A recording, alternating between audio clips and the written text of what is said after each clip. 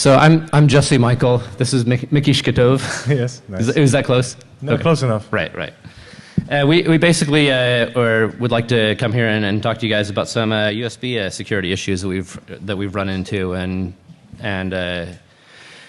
basically what we do is we do product security, and we keep running into security issues related to USB, but we'd kind of like to inspire people and like describe how to get started looking at USB, and so we're coming in and we're gonna teach you some guys. Yeah, teach you guys some stuff. So. We have like half an hour. Yeah. So we're gonna run through a little bit of this. Yeah.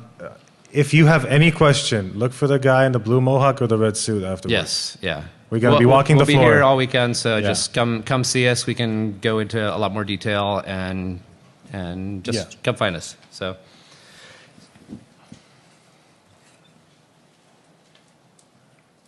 Yeah, going to this slide is slow. Sorry. So basically, we wanted to come in and talk to you guys about USB security and explain just how easy it is, because there seems to be some misconceptions about how to even get started and what to look for and why you even should. So like a lot of people think of USB as some academic thing, or there actually is some interesting USB security research this year. So I'm kind of happy about that, just because more people are looking at it. And we basically wanted to come in and like let you guys understand that it's actually a lot easier to get started with USB, and why you should look at this. So like USB is in everything. So basically any device you have, or any modern system is going to have a USB device. You plug USB devices in all the time and don't necessarily think about it. And it's integrated into modern platforms in interesting ways that can have some security ramifications that people don't really think about. And we just wanted to highlight some of that and let you guys get started, essentially. So we didn't really want to focus on the basics of USB, other than just like pointing out that like it's been around since like 1994. We started out with the 1.1 spec that was officially released in '94, and over the years we've eventually gone up from 1.5 megabit to like 10 gigabit per second in 2013 with the 3.1 spec. And there's a variety of different device classes like keyboards, mouse, mass storage device, video. We were possibly going to be using a USB VGA adapter, because my laptop over here wasn't working correctly, but it's used all over, and people think about it a little bit, but we just wanted to bring some attention to some particular usage cases that some people don't necessarily think about, and we think are kind of important. So there's basically like we're going to kind of rush through the basics, but there's basically the four main pins. There's a VCC, then the data plus and minus differential pair and ground, and then the mini and micro pin connector has the on-the-go ID pin, just to be able to detect if it's a host or a device. And then the 3.0 and 3.1 have added the super speed differential receive and transmit pairs. So that's basically the really high level view. So if you look at the actual protocol and the specification, it's around 600 pages long, and it's pretty detailed. So it's good to look through if you have a lot of time, and want to get into really some of the really low level details. But a lot of time and a lot of coffee. Yeah, totally. But these bottom layers, like the physical link and protocol layers, those are primarily handled in hardware. Like all the major devices, that's all done in hardware. So it's possible to find vulnerabilities in these, but it's kind of hard, and it can possibly require expensive equipment. So we basically we're trying to just focus on places to get started. So we're looking at the function and device layer and giving you guys some bigger pictures of how USB is actually implemented in real modern platforms today. So there's also this idea. So like the idea that if USB is involved, there's the question of, do I need physical access to plug something directly into the system? And there's the Bad USB talk over at Black Hat with Karsten Knoll and Jacob Lell was a good talk this year, basically describing how to subvert some really commonly used devices. And it has people talking about like filling the USB ports with superglue in order to prevent this type of attack. But in a modern platform, basically any laptop that you have is going to have internal USB devices. So the HP that I was looking at earlier has 3 different USB devices internally, and all 3 of those have upgradable firmware. And the question is, like, the validity sensor is a fingerprint sensor, and it has actually an AES block, and that one actually does a secure firmware update in a smart way. The Broadcom and the webcam, those also have updatable firmware components. So if you have a firmware, like completely arbitrarily controllable device in your platform already, it could actually do some pretty interesting things, and it's something that's not observable by the host. So the host doesn't have any ability to look inside of this because it has its own non-volatile storage. So if you do a firmware update of this device in your system, there isn't really a good way for the host to actually determine, or like your malware software to determine if this actually has been updated. So some devices have hardware that you can force an update, but some devices the update software it's controllable by the firmware. So once you've updated the software in this device, the device is actually controlling whether you can do another update afterwards. So if you do update it once, if there's malware running on your system, it's questionable whether you even have the ability to clean it successfully. And so another thing is that, like, with this particular device, this is a sync cable for an older phone, and yeah. So even devices that you might think are fairly simple can have some interesting ramifications. This is just a phone sync cable, and it has a complete USB to UART bridge, and it has a complete 8051 core or 8052 core. It has its own boot ROM, and then a RAM and SRAM, and it loads firmware off of this external I2C chip. So it actually has this complete. It can be arbitrarily controllable. You can rewrite the vendor ID, the VID and PID, so it shows up as a completely separate device.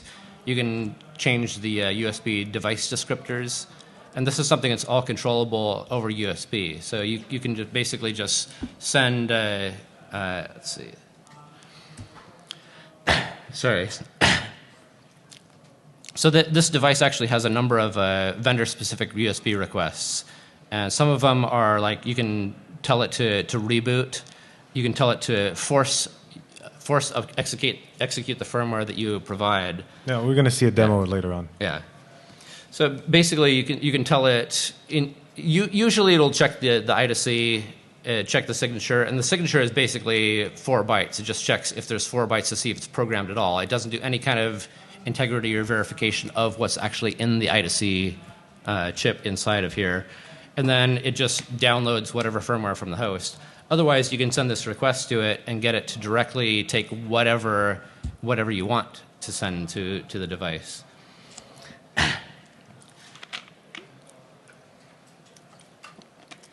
So you can basically, after the system is booted up, malware can send a completely arbitrary firmware update package to the device and execute whatever you want. Have it reconfigure itself as a human interface device, mass storage, or a whole variety of different options. And this is just directly described in the data sheet. So if you find this particular controller, it even describes here's how to send firmware updates to this device.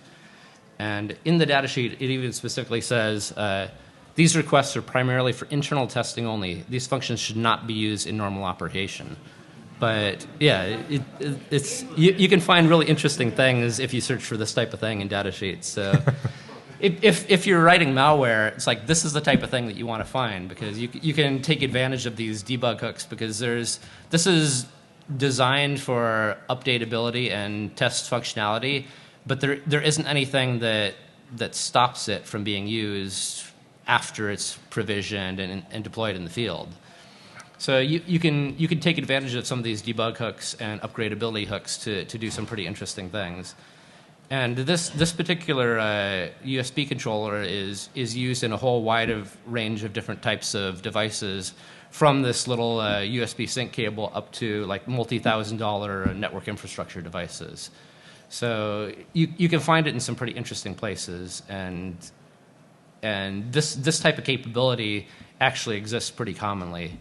So even like I was mentioning, just devices that happen to be already in your laptop, you possibly have something that is arbitrarily controllable and can be used already in the laptop that you have currently, and there isn't really a good way to determine if it's been modified, or to really verify the integrity of this particular device that's already in your laptop.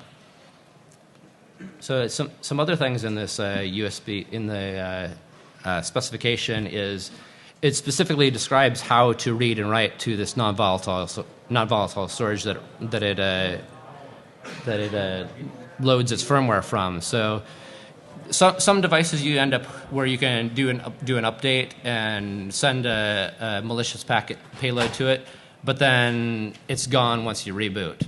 But this, you can be completely persistent. You can send it a malicious update, and then they reboot, they shut down the system, it's still running. So when the system comes back up, this thing can potentially enumerate as any type of USB device, including a HID device, and send malicious scripts. It could also, like, if it's attached when the system is booting up, it can send keystrokes when your system is booting, even instead of like if you have some malware that's running on the system. Actually, I should probably talk about that in a second, but. So there actually is a device firmware update specification, and the original version was released in 1999, and it talks about how to create devices with upgradable firmware, and they go into all kinds of detail about what to do, but they don't actually mention security at all. There's no mention of how to actually protect the firmware in all of these devices. They do describe having a simple checksum, which is not, it's possibly useful for integrity, but if you have somebody who's actually creating a malicious payload, that's completely bypassable. So, it was updated, so the first version came out in 1999. They came out with an updated version in 2004, but they still don't mention security at all. It's just talking about integrity, making sure that you can update the firmware, but there isn't really anything talking about how to do that securely.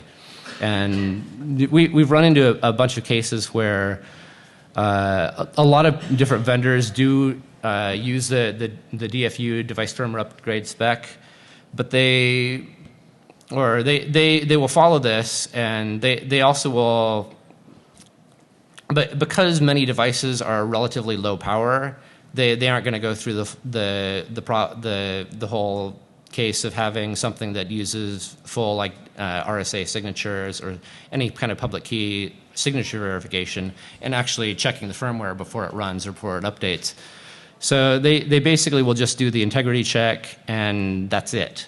So that's incredibly easy to spoof. And for people who, there are some devices that they do They do care about security more, so they will do this complete security check and like do signature verification, but it's much more of a just on the fly, and it's custom. There isn't really any approved way to do this, so they're all kind of rolling their own firmware update, which has its own issues. So like sometimes they get it right, sometimes they don't. So, but the vast majority of devices, they just don't even bother to have any kind of security. So it's fairly trivial to update these devices and just get firmware, get your own firmware running on the device, and have arbitrary code execution running within the USB device.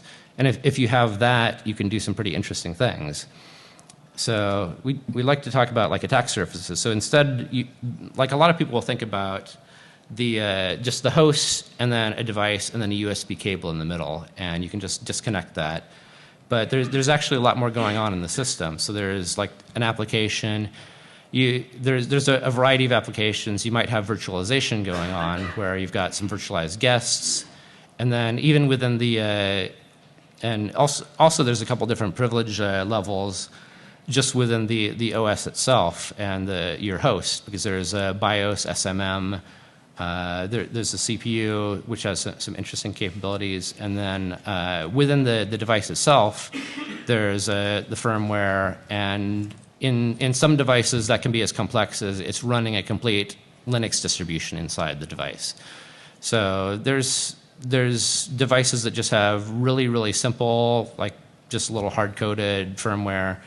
Others are running a complete OS, and it depends on what they're trying to do. But if you have the complete complexity of an operating system running in your device, there's much more likely to be other security vulnerabilities than that, and and also especially with people trying to get devices out and into the field. Time to market requirements and trying to get devices out into people's hands, they aren't necessarily going to spend as much time validating things and making sure that it's as secure as possible, because they want to get it out and make a sale and get it out there. So there's a variety of different interesting things going inside both your host and your PC, the host and the device. And it's likely happening inside your laptop. So instead of just thinking of a device that you need to physically disconnect, and you don't even, like if you want to be careful, like protect yourself, and I don't know that I trust getting USB from this guy, but if I like unwrap the USB device myself and I only use that for myself, it's hopefully going to be okay. But there's the devices that are already in your laptop that could be compromised. We've had issues where devices have come from the factory with firmware, with malicious or compromised firmware and viruses on the devices. But if you have something that's already in your system, there's some interesting capabilities and that malware can take advantage of. So the devices in your system, some of them also have radio interfaces, like the description of the device manager screenshot that I showed earlier. One of the devices that I had was a Bluetooth interface. So this is talking to outside, so it also has the attack surface of Bluetooth. And if somebody can, like if there's a Bluetooth, also like 3G modems, a variety of different devices have other external interfaces. So it's not a situation just where malware could potentially reprogram this, but if there's a vulnerability within the radio firmware, you can take advantage of that attack surface to get as a foothold into the system. So there's a variety of different ways you can get arbitrary code execution within the USB device, where either there's malware running within the system already, maybe in a virtualized guest. So like in VMware and VirtualBox and other virtualization systems, you can pass through a USB device to the guest and have the guest get direct access to that USB device. But if you have malware running within that virtualized guest, it can do a firmware update to this USB device also, which can cause some interesting problems. So if you're getting arbitrary code execution within the USB device, you can then use that to attack other components within the host. So if you have one virtualized guest that reprograms the USB device, you can potentially use that to escape confinement or inject keystrokes to BIOS when the system is booting up. And there's a variety of other different ways that you can attack this. So the controller that we were talking about earlier and showed the data sheet for, we can arbitrarily control the VID and PID of that device. We can change the device descriptors, so what specific device classes it shows up as, that's arbitrarily controllable. You can also, from the device side, force a disconnect and reconnect. So it will, you can reconfigure the device, disconnect, and that will be then re-enumerated in the host. But when that's been passed down as a virtualized guest, it basically shows up as a physical disconnect, which causes the host to re-enumerate the device. And because it's a different device, the virtualization software generally uses the VID, PID as this device has been passed down to the host. But when it basically shows up as a disconnect and reconnect, it actually can escape confinement in that way. So you can inject keystrokes to the host instead of the guest, which is pretty interesting. Or another example, if you have a USB to LAN adapter connected to a guest VM, and you happen to reprogram the VID PID to be the same company's USB to LAN adapter, but a different type of product, most likely the two chips will have the same functionality. The VMM will get confused and connected to the host, and then you have an entire network attack surface to the host.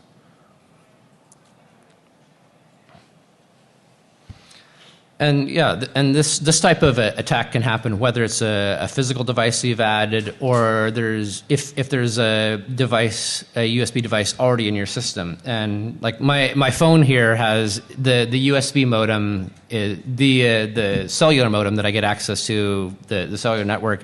That's a USB connection also. So, what are the chances that the baseband firmware has no vulnerabilities? Why haven't we tested that? I've played with it a little bit, okay. not a lot, but still works. Yeah. So basically, like if there's a vulnerability in the baseband firmware in a phone or something like that, you're basically getting arbitrary access control within this USB device, and then you have to basically bridge the gap across a USB interface to actually get access to the host. So there's actually a pretty interesting project called Catalia, I think, that has a variety of different really interesting payloads for human interfaces devices to present to a host over USB. So you basically go to this. I think it's a Ruby script, and you can say, I want to generate this payload to like get credentials from a Windows device, and it can do some really interesting things. And you basically generate this payload. It creates an Arduino sketch, but it's really easy to take that payload and use it for other purposes if you're not using something with an Arduino. It was designed to be used for with Teensies and that type of device, but it has I think it has like 30 or so different payloads that are pretty useful, other than just like directed browsing, like download and execute and getting malware running on the device. But it can do basically like adding a user with admin permissions if the user that's logged in has admin permissions already. So like that type of it uses a PowerShell for sending payloads for Windows. It also has a variety of Linux payloads, Mac payloads. So it's a pretty flexible framework, and it's designed for penetration testing, but it's basically a good way to understand what you can actually do if you have a USB device that you control and you can arbitrarily program. So I was intending to add a slide for that, but didn't quite get that. But I believe it's Catalia So And we have a couple of it's on references. it's on GitHub. So We have a couple of references to Yeah. give you guys Yeah. to later on. and another thing that a lot of people don't realize about is that there's this debug capability within USB, and that actually allows you to get low-level debug access over USB. And it's been added to Windows logo certification. So basically, any device that runs Windows, it's going to support Windows this debug capability. And you can basically get in and like do kernel debugging and stuff over USB. And some other vendors are doing some more interesting things and basically using it as a low-level debug protocol. But with the EHCI version, it was around, but it required special hardware, so it wasn't used as much other than people like writing OSs. But with the XHCI version that everybody has now for the last couple years, it basically will go through standard USB hubs. It doesn't use any special hardware, so it's actually pretty easy to take advantage of and play around with. So yeah. And there's also this thing called a media agnostic USB that has just recently come out. The 1.0 spec was just released in February of this year, and they basically are taking the entire USB stack and swapping out the low-level physical link areas. So you can basically have the full USB protocol and stack running on top of a wireless link. So they basically are designing this so you can have like the complete complexity of USB over Wi-Fi or WiGig and some other protocols. So they can the initial version of the spec is specifically talking about Wi-Fi, WiGig, and they're making it flexible enough that you can have other transport mechanisms. So it ends up looking kind of like this, where you've got the top parts are the protocol agnostic level, and then everything else is being transferred over USB or over Wi-Fi or some kind of wireless radio communication. And there's some interesting there's some interesting things because it can actually instead of like pairing and like having to enter credentials, it can do like auto discovery, and that's something that we really want to take a look at. We haven't seen the hardware for this yet, but we think this is going to be really interesting, and we wanted to give you guys a heads up about this particular technology because this is on the way, and I think it'll be pretty cool. So we wanted to talk about some tools basically to let you guys know what's out there and available to get started with this. So the Total Phasal Beagle 5000, we've got one of these here. It's a nice device. It's kind of expensive, but it does support USB 3 super speed, so you can do protocol analysis and understand what's actually going on, even with high-speed devices. But it is pretty expensive, and it can only be used for observation, not injection. So it has some limitations. There's also, if you don't care about the 3.0 like super speed, there's also the Beagle 480, which is less expensive. So we've got one over here for some demos. It's a lot less expensive, but it only supports 2.0, and like the 5000, it can only be used for observation. So there's also the ITIC protocol analyzer. This is even less expensive than the Beagle 480, but they kind of break it up, and some of the software is sold separately. So it depends on what you're doing, but that could be pretty useful also. But most of you have probably heard of the face sensor that Travis Goodspeed put together, and it's really nice. A friend of mine soldered this together. He was excited. He didn't have the right resistors for a couple of these, so he ended up with the through-hole parts instead of the surface mount parts. And this is really nice because you can basically you can emulate any kind of USB device and basically write a Python script in order to do it. But because it has a complete round trip through the device to your host running Python, this script, it can be really slow. And we ran into a bunch of issues where it was way too slow for what we were using it for, and we had to kind of come up with an alternate solution. Do you want to describe that? No. I don't want. We don't have time anyway. Okay. So there's also the Daisho project that Michael Ostman, Dominic Spill, Marshall, Jared, Mike, and Ben are putting together, and this is intended to do like full USB 3 injection, high speed protocol analysis, and man in the middle. But we were hoping to be able to demo it here on stage, but it's not quite ready yet. But if you guys are interested, just pay attention to it. It should be out very soon, but I totally want one of these, and I think these will be really useful. So there's also the USB proxy tool that Dominic Spill is putting together. It's basically taking a BeagleBone Black, and he's created this. So this is a cheap little device, but it has a USB host and device port.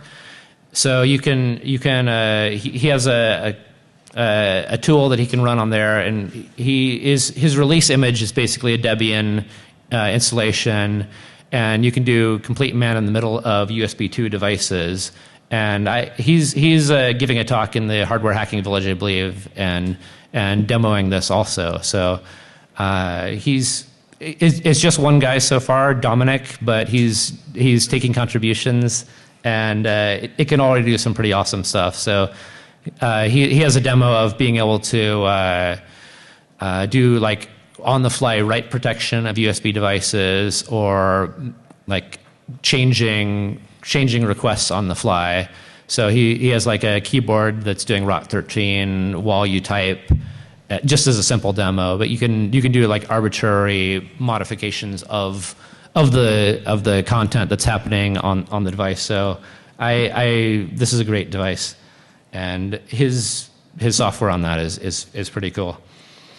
So if you're looking for just software, there's libUSB, and that's a good way to get to start using the devices, even if you don't have any hardware. So you can install libUSB, install the device driver, so that you can talk to the specific USB devices.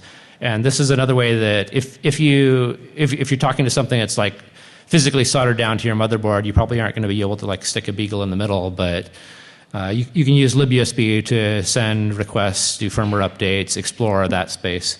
Another thing we're doing is Mickey created some Peach publishers. These are on the DEF CON CD, but it basically is hooking up Peach, which is this awesome fuzzer that we love a lot. And it's hooking up to libUSB so that you can do a variety of different fuzzing, different fuzzing. Which you're going to show in a minute yes, in the demo. Yeah. Yeah. And we've got a data publisher, configuration publisher, and some sample bit files. Those are all on the CD. So it's just you can just build the solution. It's a Visual Studio solution. Yeah, I'm going to show that in a second.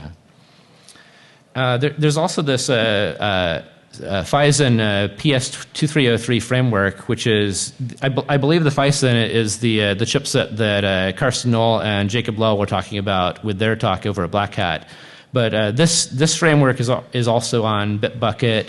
It's been around for a while, but it basically has a similar capabilities as the controller that we talked about. It has an 8051 compatible core. It has its own RAM. It can run firmware off of the NAND, and they're basically creating this project to use these flash drives as a USB 3 development and penetration testing platform. So this is another great thing for you guys to check out. And so now we wanted to give some demos. Yeah, like 10 minutes. Shit. Okay.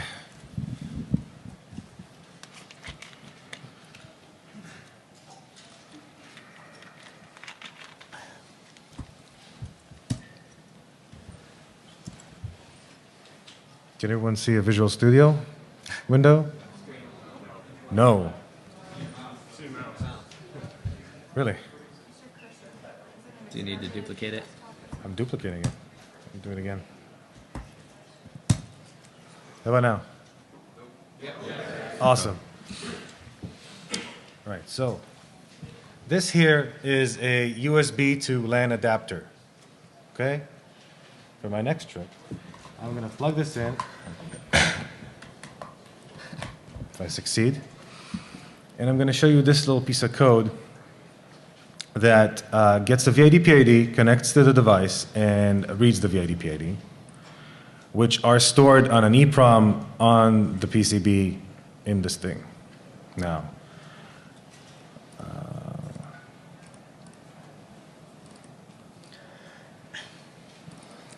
okay.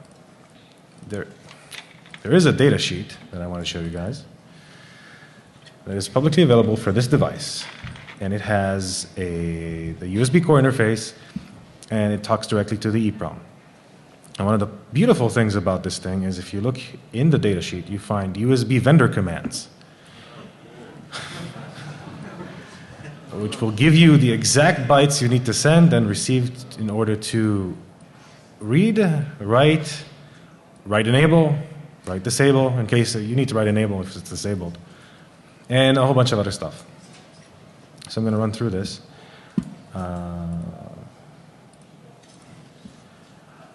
Right. It's running here somewhere. There you go. Now I'm going to change the VID PID for this thing. And before I do that, I need to show you what it changes for. Changes to, sorry. For this demo, I'm using libusb.net and libusb.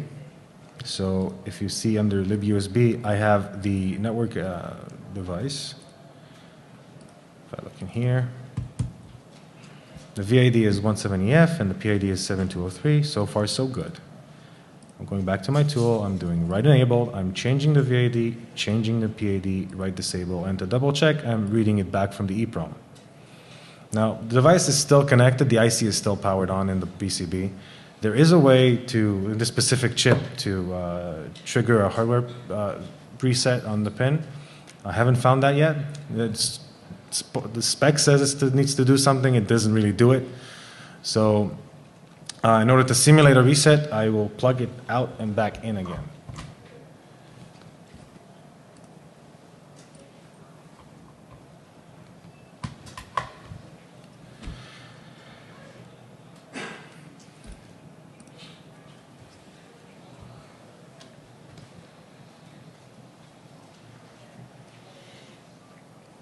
And now we have a Microsoft keyboard.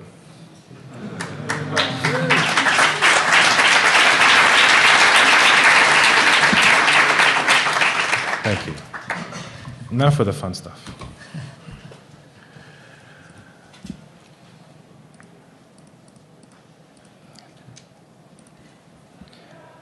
I hope you all have the DEF CON CDs. No? Okay, cool. So in the CD, you'll find this USB for all solution that has all you ever need to fuzz USB, basically, with Peach. If you don't know the Peach fuzzing framework, I recommend you Google that. It is an awesome fuzzing framework by Deja Vu. And in the solution, I hope you can see this. Oh, this is going to be nice. There are PID files. PID files are the scripting files that you give to Peach in order to fuzz things. For my first demo, I'm going to use the data publisher for Android ADB. I need to plug a phone here.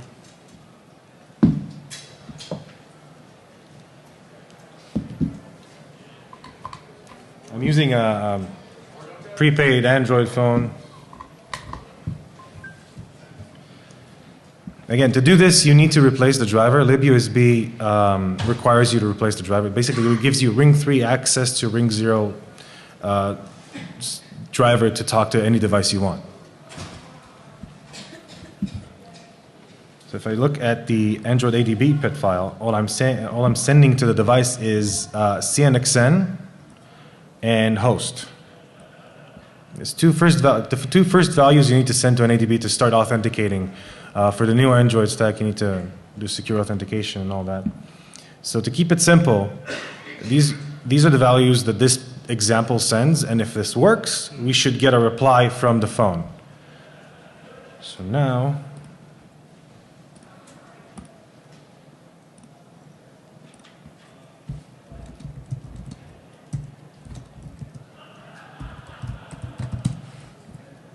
I'm gonna run Peach. I'm gonna do a -1 because I want to run the first iteration. In the description it says, if you're missing it, the -1 performs a single iteration, which is going to be run without fuzzing. So whatever value is set to, it will run for this example. And I'm going to do a --debug so I can see the debug outputs from the publishers that I've written for this, which will allow me to see the response getting from the device. So you can run this on any Android phone without using any sniffer, and you can see if you can get a response or not.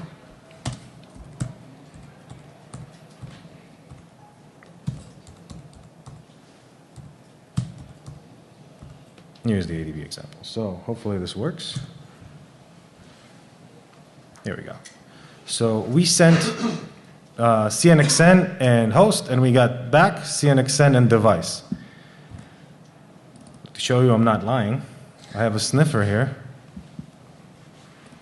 the total phase 480 that we talked about, and I'm going to run now, and it's on the line, and I'm going to run this thing again and turn to the sniffer, and you'll be able to see that we're sending CNXN and host, and we're getting back from the device CNXN and device. So if you know Peach, you can take it from here. If you don't, pick it up. It's really nice. Are we on time? Oh, 4 minutes. That was Android. Now, I have the same thing for an iPhone. It's a little bit of a different technique. ADB is based on data. Data transfers. The iPhone is more of a control transfers.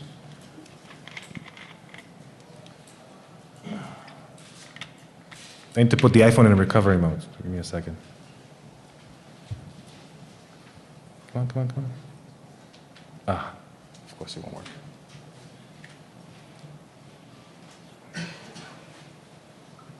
Yeah, if you have any questions, this would be the time.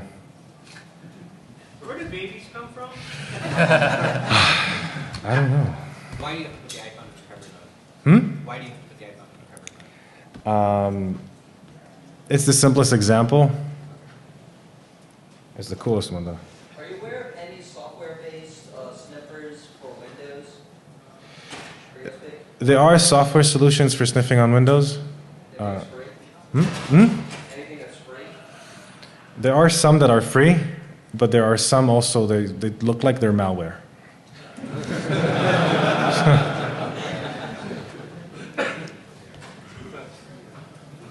there any sample security software for downloading, secure software for downloading Flash? Just spoke about earlier. Well, like how to do it correctly, or Yeah, like somebody already wrote it. So this is the library you should use, or an example library that you should use to download firmware. I don't know if there's a good here's a good place to go and use this for your USB device. The other issue is that just because they're often like low cost devices, they aren't very high powered. Like an 8051, if you're doing like a full RSA 2048 algorithm in that, it might take a little while to boot up and enumerate. So like with the USB spec, it's supposed to be able to boot up as soon as you plug it in. I think it has like 100 milliseconds before it needs to be responding to requests on the USB device, on the USB bus. But if you have something that's really like a really low powered device, it might not have just the computational power in order to do like a full signature check every time it boots up. So I think. I got 30 seconds. Keep going. Okay. Is your demo already? Sorry. Yeah. Real quick, iPhone demo. Again, all these files are on the CD. What I'm going to send to the iPhone in recovery mode is this: get environment RAM disk size, which if this works should return 40K in hex. I'm going to have the sniffer running. Nope. Here we go. We're receiving in a buffer 40K in hex, or 400K, or 4 million, I don't know. But this is one of the commands being sent to the iPhone in recovery mode after a new image is being uploaded to or before a firmware image is uploaded to the phone. So you can get a RAM disk size, and it's one of the commands that you get. So for the demo, you can do this with iPhones. control transfers or any other thing. 10 seconds. The other example on the CD is for this USB LAN dongle. You just change the VID-PID to whatever matches your hardware and use control transfers according to the spec you have, and you can do it yourself. And that is it.